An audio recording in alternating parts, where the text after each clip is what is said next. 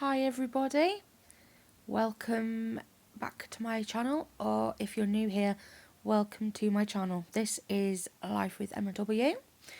Today I'm going to do something a little different.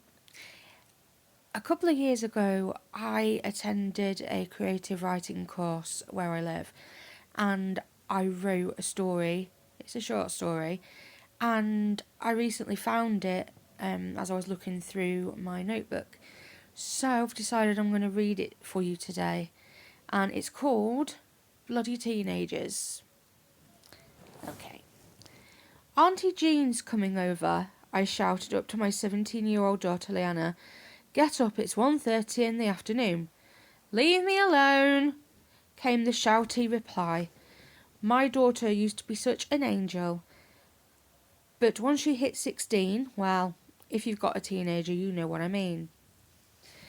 I heard footsteps. It sounded like Leanna was awake. She came bounding downstairs wearing a large t-shirt, a pair of old joggers, and her hair looked as if it had been not brushed for 4 days straight. I took one look at her. I hope you're not going to be looking like that when Auntie Jean comes over, I asked. So, stop telling me what to do, she yelled. Calm down and stop shouting, I said sternly. I don't want to be here when she comes round, retorted Leanna. Who's she, the cat's mother? I replied, starting to wear thin of patience.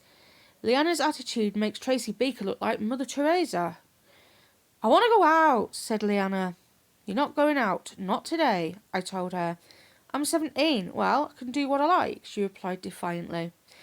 Well, in that case, I said, you can start looking for a job if you think you can treat my home like a hotel. I thought to myself, but what I actually said was, okay, fine. I had been worn down. I really don't know what's got into that child of mine lately. Leanna looked at me, then said, Look, I don't want to be here when Auntie Jean comes. She tickles me with her moustache when she kisses me. She always checks my neck for muck. And she always calls me Lily. I hate that. She smells like a trifle that's been left out to rot in the sunshine, and she looks like Yoda. I'd had enough. Right, get upstairs to your room. Whatever, she said, and flounced out of the room. The cheek of her, I thought, even if she did smell of old trifle. That was no way to talk about my sister, her only auntie. Approximately 1 hour later, there was a knock at the door. I went to answer it. It was Jean. Ah, Maria, she smiled and kissed me on the cheek. Leanna was right. Her moustache did tickle. As if by magic, Leanna was by my side, dressed, looking lovely. Leanna looked at Jean and asked cheekily, Can you lend me a tenner, Auntie? I raised one eyebrow. Leanna looked at me and said, Please. It's amazing how teens can change when they're after something, isn't it? As Jean became acquainted with my sofa, I took Leanna to one side. Please, just behave today of all days, I asked. Why? What's so special about today?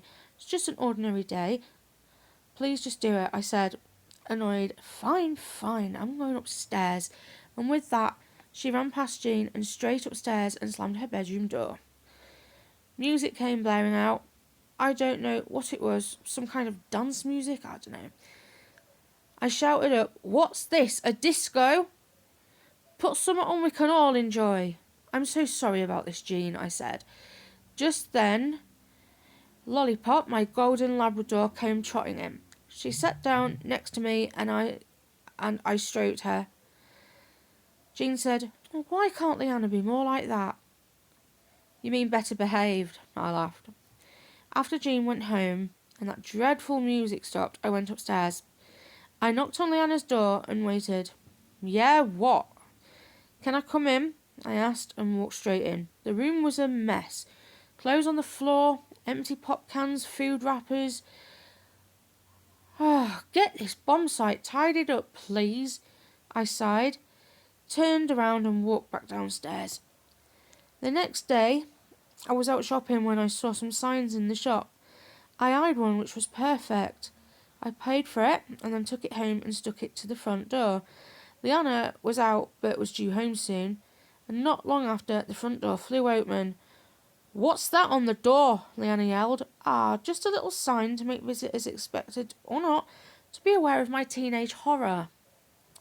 Leanna looked at me, said, "I love you, really," and walked through to the kitchen. I smiled and laughed out loud. Okay, so that was my short story. I hope you enjoyed it. If you did, please remember to give it a like.